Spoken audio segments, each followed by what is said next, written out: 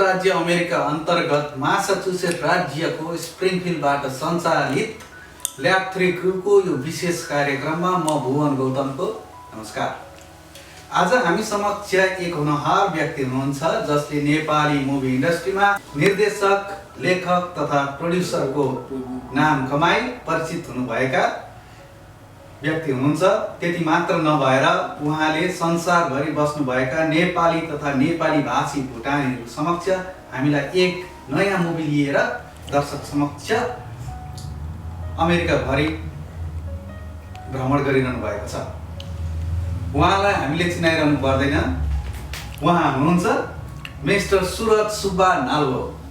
स्वागत छ सुरजजी।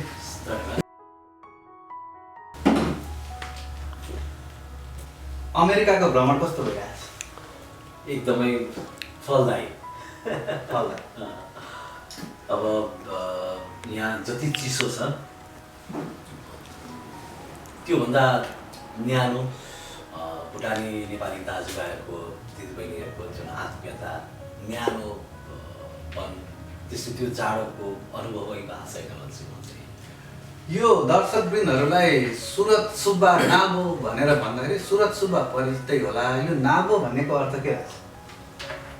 नाबो यस्तो, म चाहिँ यो अलिकति ज्योतिष विज्ञानमध्ये अध्यात्मवादमा अलिकति बढी विश्वास गर्छु। अनि ज्योतिषलाई देखाउँदाखेरि मेरो पछाडि जम्मा 45 अङ्क पुग्नुपर्छ भन्नु उहाँले। मेरो सुरज सुब्बाको पछाडि धेरै चिजहरू राखेँ। सुरज सुब्बा फल्ना अन्तिममा नाल्वो नै जोड्यो होइन। नाल्वो चाहिँ मेरो थर पनि हो, लिम्बूको थर पनि हो। त्यो हिसाबमा सुरज सुब्बा नाल्वो राखेको। अमेरिकाको भ्रमण कहिलेसम्म रहनेछ? म मेको फर्स्ट विक फर्किन्छु। कहिले आउनुभएको थियो? म डिसेम्बर 24मा। हजुरले नयाँ मुभी लिएर आउनुभएको छ। यो मुभीको बारेमा अलिकति वर्णन गरिदिनुहोस्। रातो घर चाहिँ पूर्वी झापाको त्यहाँको लोकल केटाहरूको कथालाई समेट्ने कोसिस गरेको छु। झापामा भएका केही चाहिँ देखेको त्यहाँ भएको घटनाहरूलाई उठाउने कोसिस गरेको छ।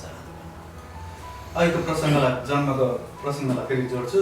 हजुरको जन्म कहाँ भएको थियो, बाल्यकाल अवस्था कसरी बित्यो र मुभी इन्डस्ट्रीमा कसरी तपाईँ छिर्न सक्षम हुनुभयो र सफलता कसरी कायम गर्नुभयो? मेरो जन्म बर्मामा भएको म्यानमारको टाउन चाहिँ रामपुर भन्ने गाउँमा र 1970 जनवरी 25 मेरो जन्म मिति। त्यसपछि बर्माबाट हामी नेपाल आयौँ, धरान आयौँ। धरानपछि हामी इनरवा गयौँ। बाल्य अवस्था मेरो धरान इनरवाको बित्यो र मेरो कला यात्रा चाहिँ इनरवाबाट सुरु भयो। 7 कक्षा पढ्दा चाहिँ मैले म्याक्सिम गोर्कीको आमा निकोला अस्ट्रोबस्कीको अग्नि दीक्षा पढेँ मैले, जसले मलाई एकदमै धेरै प्रेरणा दियो। रसियन साहित्यहरू चाहिँ धेरै पढेँ त्यो समयमा, किनभने सस्तो थियो। 1 रुपियाँ 1.5 रुपियाँ 2 रुपियाँमा पाउँथ्यो। र त्यही चाहिँ उपन्यास पढ्ने समयमा ताकामा धरान इनरमा हामी नाटक गर्थ्यौँ। खास गरी सरस्वती पूजामा 4 आना 5 पैसा 2 पैसा उठाएर त्यो खट्याएर राखेर स्टेज बनाउँथ्यौँ हामी।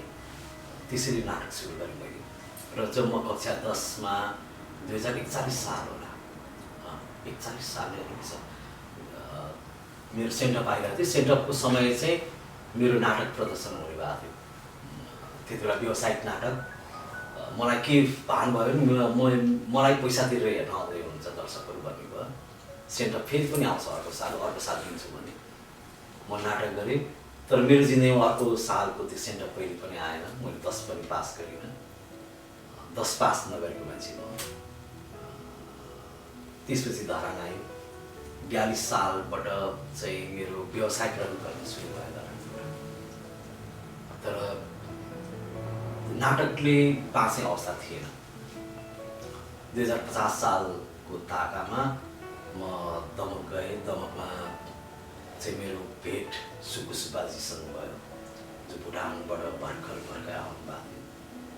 त्यसपछि उहाँसँग मेरो विवाह भयो र म काठमाडौँ आएँ।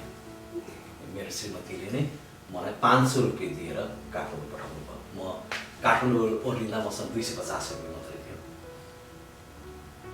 त्यसपछि मेरो भनौँ सङ्घर्षको दिनहरू सुरु भए। धेरै दुःख गरेँ काठमाडौँमा, धेरै नै दुःख। सोच्नु भएको थियो मुभी इन्डस्ट्रीमा पस्छु भनेर कि अनि एउटा सपना थियो मलाई। म चाहिँ के भन्छु भने जो मान्छेले सपना देख्छ उसको मात्र सपना पुरा हुन्छ। सपना नदेख्ने मान्छेको सपना कहिले पनि पुरा हुँदैन। त्यो हिसाबमा मसँग एउटा सङ्कल्प थियो कि म चाहिँ इन्डस्ट्रीमा आउँछु र केही चिज बन्छु गर्छु। यसमा धेरै मैले भनौँ 8-9 वर्षको मेरो सङ्घर्ष भयो। हुन त अझै पनि म सङ्घर्षमा नै छु, सङ्घर्ष नै गरिरहेको छु। तर हिजोको सङ्घर्ष र आजको सङ्घर्ष फरक छ। मसँग एउटा अडान थियो कि धेरै बाधा अवरोधहरू आए, धेरै दुःखहरू पाएँ मैले। मसँग चाहिँ हजुरलाई स्ट्रगल गर्दा निर्माता निर्देशककोमा जाने पैसा हुँदैन थियो। त्यति बेला बसमा 1 रुपियाँ 20 पैसा कि 1 रुपियाँ कति लिन्थ्यो। कतिवटा कन्डक्टरलाई त नमस्ते गरेर गएको छु म। त्यो समयमा मलाई मेरो परिवार, मेरो मम्मी बहिनी भाइ, मेरो श्रीमतीले चाहिँ मलाई धेरै साहस थियो। एक दिन त हुन्छ होला भन्ने थियो। त्यो एक दिन चाहिँ आधा दिन मात्र आएको छ अहिलेसम्म। हजुरले बनाएका कुनै चर्चित मुभीहरू कुन अहिलेसम्म कतिवटा मुभी बनाउनु भयो र कतिवटा मैले अब लेखकको रूपमा त मैले लगभग 70-80 सिनेमा मेरो बजारमा आएँ। धेरै नेपालको लगभग 95% निर्देशकहरूसँग काम गर्ने अवसर पाएँ मैले 2051-53मा होला अंशबन्ना भन्ने सिनेमा महाविलिङ लेखेँ, निर्देशन गरेँ। त्यसपछि हाउडी भन्ने सिनेमा गरेँ। ती दुवै सिनेमा मेरो असफल भयो। त्यो असफलताले मलाई त यति धेरै निराशा दियो, यति धेरै फ्रस्ट्रेट भयो। म एक ताकत लागि म विदेश नै जान्छु भन्ने लाग्यो मलाई। तर फेरि आफैलाई सम्हाले, मेरो श्रीमतीले सम्हाल्यो मलाई। मेरो श्रीमतीले टिचिङ गर्थ्यो। त्यसपछि लेखक भएर आएँ। अनि मैले बाटोमुनिको फुल भन्ने सिनेमा चाहिँ 12 वर्षपछि बगेको घोडा पनि फर्किन्छ भन्छ। धेरै चर्चित भएको 12 वर्षपछि मैले फेरि बाटोमुनिको फुल निर्देशन गरेँ। त्यसपछि चाहिँ सुरसबा नालको एउटा परिचय सुरु भयो। त्यसपछि सायद भन्ने चलचित्र गरेँ। हाउडे, त्यसपछि माई प्रमिस भन्ने सिनेमा बनाएँ। फेसबुक भन्ने फिल्म गरेँ। मेरो भ्यालेन्टाइन बनाएँ। वान वे भन्ने फिल्म गरेँ। बितेका पर बनाएँ। यो विषय मेरो 2टा चलचित्र चाहिँ असफल भयो। असफल हुनुको कारण चाहिँ म स्वयंलाई नै भन्छु। किनभने त्यसको सफलता चाहिँ मैले पाउँछु भनेदेखि त्यसको असफलता पनि मैले नै स्वीकार गर्नुपर्छ। राम्रो विश्लेषण होइन। अनि त्यसमा मेरो कथा चाहिँमा चाहिँ अलिकति म चुकेँ त्यो समयमा। तर पनि त्यो असफलताले पनि मलाई सफलता दियो कि होइन, मैले त्यो गल्ती चाहिँ गर्नु हुँदैन रहेछ। मैले अलिकति 1 वर्षमा 3टा सिनेमा बनाएँ। त्यो पनि मेरो भुल थियो कि अब म 1 वर्षमा एउटै मात्र सिनेमा बनाउँछु, तर 2 वर्षमा एउटा सिनेमा बनाउँछु, तर पर्फेक्ट सिनेमा बनाउँछु। हजुरको विवाहको श्रीमतीको कुरा निकाल्नु भयो अनि मैले सुनेको थिएँ हजुरको श्रीमती पनि भुटानी मुलुकको नेपाली भाषी भुटानी हुनुहुन्छ भनेर। एकदमै ठुलो सौभाग्य भन्छु कि मैले भुटानमा जन्मिएको भुटानी नेपालीसँग मैले विवाह गर्ने अवसर पाएँ। म बेलायतको त्यो दिन अझै पनि सम्झिन्छु। म कहिले पनि बिर्सिँदैन। मैले विवाह गरेँ। मेरो सासू ससुराले मेरो ज्वाइँले कति कमाउँछ त्यो पनि सोध्नु भएन, होइन, के गर्छ त्यो पनि सोध्नु भएन, छोडिदिनु भयो। किन नेपाली एउटा सक्सेसफुल प्रोड्युसर अनि त्यहाँबाट डाइरेक्टर भएर किन भुटानी मुलुकको नेपालीलाई छोडेर भुटानी? होइन, त्यति बेला म सफल थिइनँ, सक्सेस थिइनँ। म सक्सेस हुनु भने नेपाली नै गर्नुहुन्थ्यो? होइन, यो यस्तो म चाहिँ बारम्बार भन्छु, जन्म, मृत्यु, विवाह र विदेश, यो 4टा चिज चाहिँ लेखेर आएको हुनुपर्छ, होइन। र त्यो बेलायतको त्यो टाइम म चाहन्थेँ उहाँ मिसेससँग जाँदाखेरि त्यो आत्मीयता कि एकै ठाउँ सबै हुन्थे होइन सबै मान्छेहरू आउनुहुन्थ्यो भेट्नु तर फर्किने बेलामा कसैले दाल दिन्थ्यो कसैले चाहिँ तेल दिन्थ्यो होइन कसैले चामल दिन्थ्यो त्यो अभावमा पनि आत्मीयता जुन अभावमा पनि चाहिँ सुख बाँड्ने जुन भनौँ भुटानी नेपालीहरूसँगको जुन कल्चर छ जुन आत्मीयता छ त्यो त सायदै म बोल्न सक्छु होला त्यो आत्मीयता लभ म्यारेज के एकदम विशुद्ध लभ म्यारेज तर धेरै सङ्घर्ष गरेँ जति सङ्घर्ष चाहिँ म आज यो ठाउँमा एउटा लेखक निर्देशक निर्माता बनेर आउँदाखेरि जति सङ्घर्ष गर्नु पऱ्यो भनौँ त्योभन्दा पनि बढी सङ्घर्ष गरेँ पहिले र भुटान र भुटानी प्रति हजुरको कस्तो सम्बन्ध छ त एकदम म वैवाहिक सम्बन्धदेखि बाहेक मेरो करियर म यहाँ आउनुमा चाहिँ मेरो श्रीमतीको जोग हो भन्छु म भाग्यमा धेरै विश्वास गर्छु म भाग्य रेखामा धेरै विश्वास गर्छु भन्छ कि तपाईँलाई बृहस्पति शनि यो सब चिजमा एकदम आस्था राख्छु म र म चाहिँ यहाँ आइपुग्नुमा म सफल हुनुमा चाहिँ मेरो श्रीमतीको चाहिँ धेरै ठुलो योगदान छ कि जति मेरो लागि जति इमान्दार चाहिँ मेरो श्रीमती हो सायद म त्यति इमान्दार उसको लागि लोभ्ने होइन होला जस्तो लाग्छ मलाई र त्यही आधारमा पनि भुटानी नेपाली प्रतिको मेरो लगाव मेरो एउटा छुट्टै साइड म आफूलाई भुटानी ज्वाइँ भन्नु सक्छु होइन र हिजोको दिनमा चाहिँ मैले विवाह गर्दाखेरि चाहिँ कति हाम्रो साथीभाइहरूले मेरो आफन्तहरू छरछिमेकीहरूले ए भुटानी बिहा गरेछ भुटानी बिहा गरेछ भन्थ्यो त्यो समयलाई पनि म सम्झिन चाहन्छु र त्यस्तो बेलामा पनि म अलिकति पनि विचलित भइनँ मैले जे गरेँ सही निर्णय गरेँ भन्ने लाग्यो र आज हामी खुसी छौँ अमेरिकाका 48 राज्यहरूमा भुटानीहरूको बसोबास रहेको छ हजुरले भुटानी बसोबास गरेका प्राय स्टेटहरूमा घुमिसक्नु भएको छ र मुभी पनि देखाउँदै हिँड्नु भएको छ र नेपाली भाषी भुटानीहरूमा नेपाली चलचित्र प्रतिको मायालाई कसरी देख्नुभयो होइन कि अब त भनौँ नेपालीत्व खोज्नु छ भने विदेशमा रहनुभएको नेपाली दाजुभाइ दिदीबहिनीहरूको चुल्हामा गएर बस्नुपर्छ पाउँछौँ हामी है जहाँ पिसेको चटनी खान्छौँ हामी जहाँ डल्ले खोर्सानी खान्छौँ आफ्नै हातले पकाएको खाना खान रुचाउँछौँ र जुन एउटा कल्चर जुन एउटा संस्कार छ नेपाली संस्कार त्यो चाहिँ मैले भुटानी नेपाली दाजुभाइहरूको घरमा पाएँ हुन त हाम्रो नेपाली दाजुभाइहरूको घरमा पनि छ र पनि अहिले यो यात्रामा चाहिँ बढी म भुटानी समाजमा बढी चाहिँ केन्द्रित भएकोले गर्दाखेरि यो चिज चाहिँ यहाँ पाएको छु र फेरि अर्को चिज के पनि दोहोऱ्याउन चाहन्छु भने जसरी दमकमा भुटानी शरणार्थीहरू आउनुभयो आएपछि दमकको नेपाली सिनेमाको बजार बिर्तामोडको नेपाली सिनेमाको बजार यति माथि पुगेको यति माथि पुगेको थियो त्यसरी नै अहिले विदेशमा चाहिँ भुटानी नेपाली समाजले गर्दाखेरि नेपाली गीत सङ्गीत नेपाली चलचित्रको बजार चाहिँ फस्टाउनुको एउटा प्रमुख कारण पनि भुटानी समाजलाई नै दिन चाहन्छु म अहिले भुटानी समुदायमा नेपाली मुभीलाई धेरै मन पराउने युवाहरू हुनुहुन्छ जसले एउटा असल निर्देशकको सल्लाह लिनुपर्दा यो मुभी इन्डस्ट्रीमा पस्दाखेरि के कस्ता कुराहरूलाई ध्यान दिनुपर्छ सबैभन्दा पहिला त एउटा कलाकार हुनुको निम्ति असल मान्छे हुनु जरुरी छ र पढ्न जरुरी छ सुरसुबानाले 10 पास नगरेको म पनि आउँछु भनेर चाहिँ नआइदिनु होला पढ्नुहोस्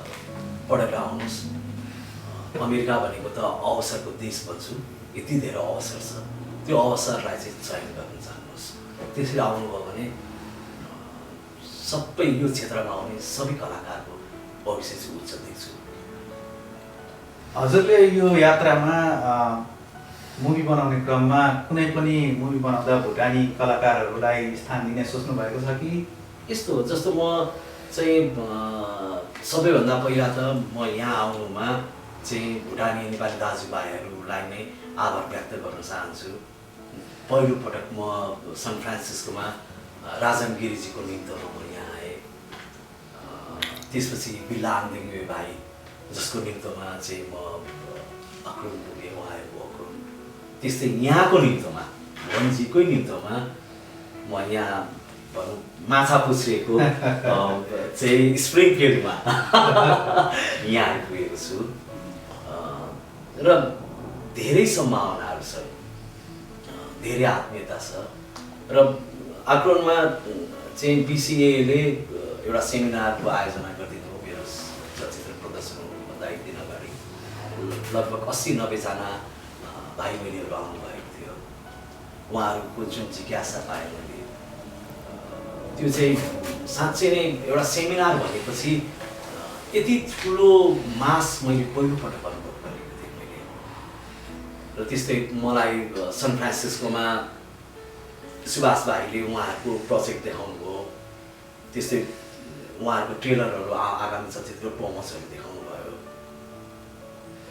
अनि यहाँ धेरै प्रतिभा, धेरै ट्यालेन्ट मान्छेहरू छन्, तर त्यो ट्यालेन्टलाई सही बाटोमा हिँडाउनु जरुरी छ।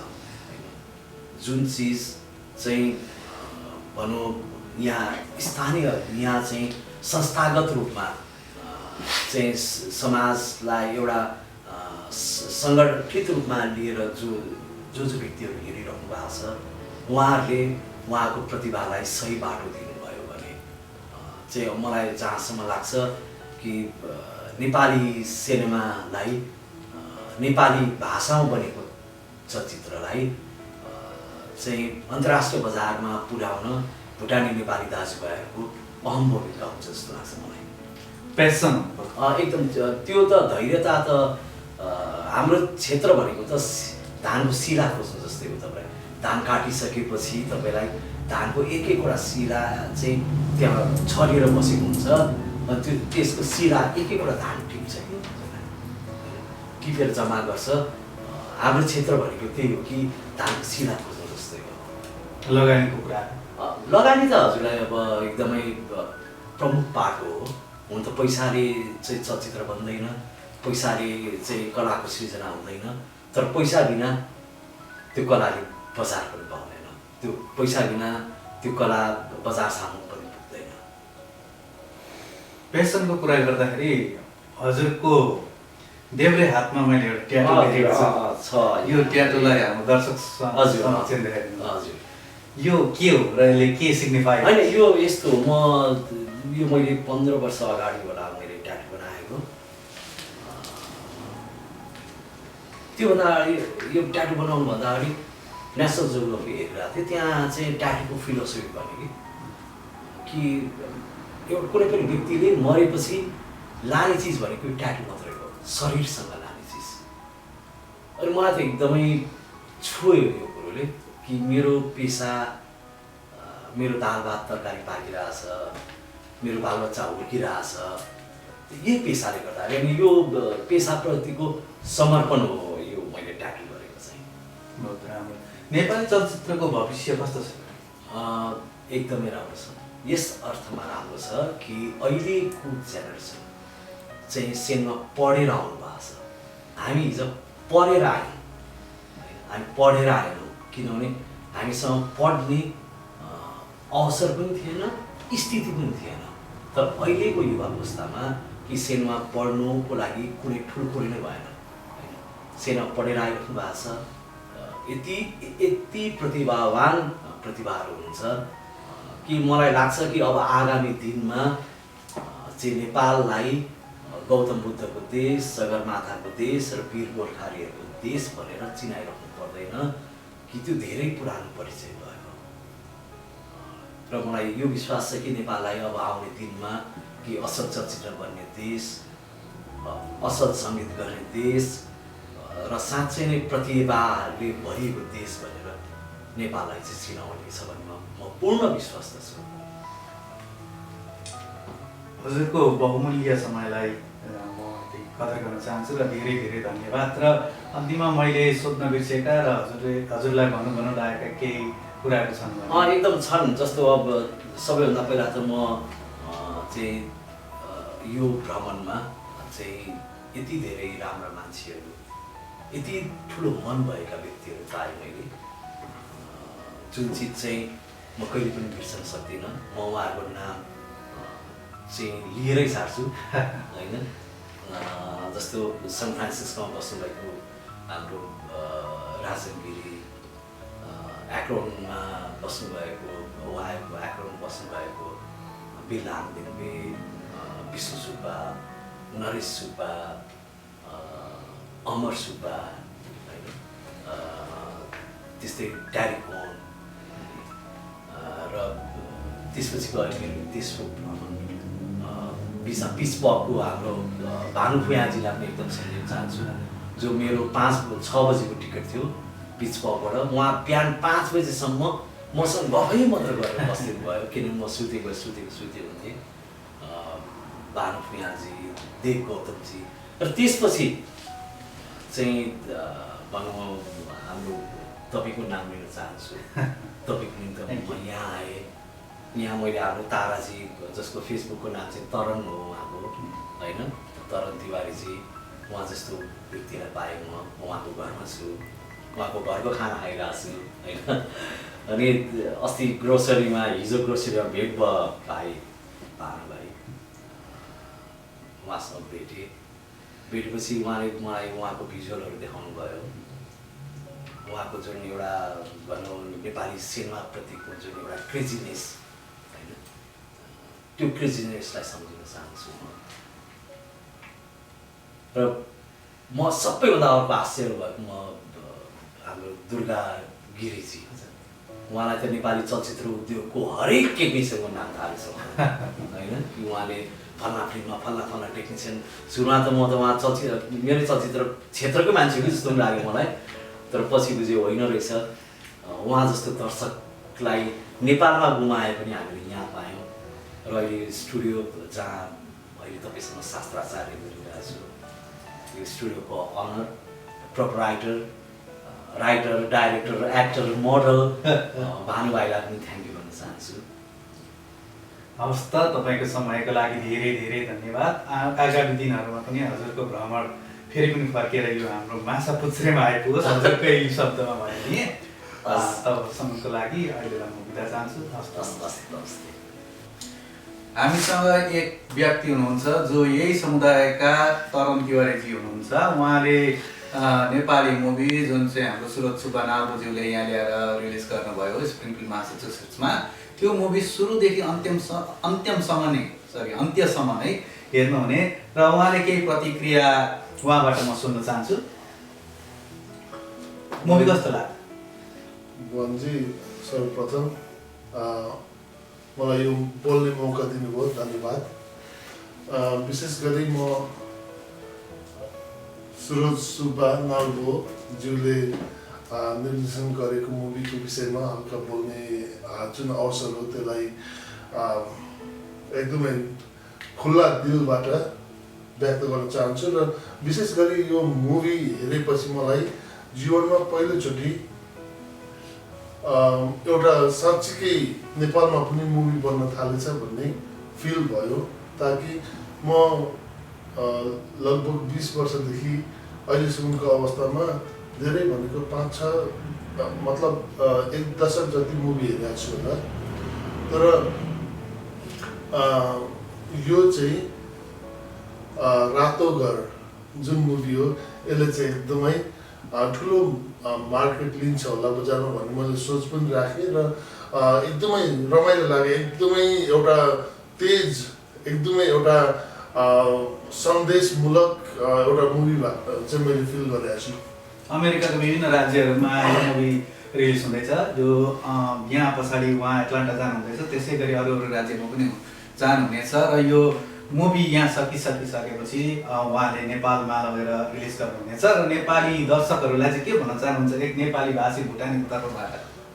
विशेष गरी यो रातो घर मुभी एउटा एकदमै सन्देशमूलक र विशेष गरी पूर्व नेपालको सामाजिक विषयलाई चाहिँ मध्यनजर गरेर राखिएको मुभी रहेछ होइन।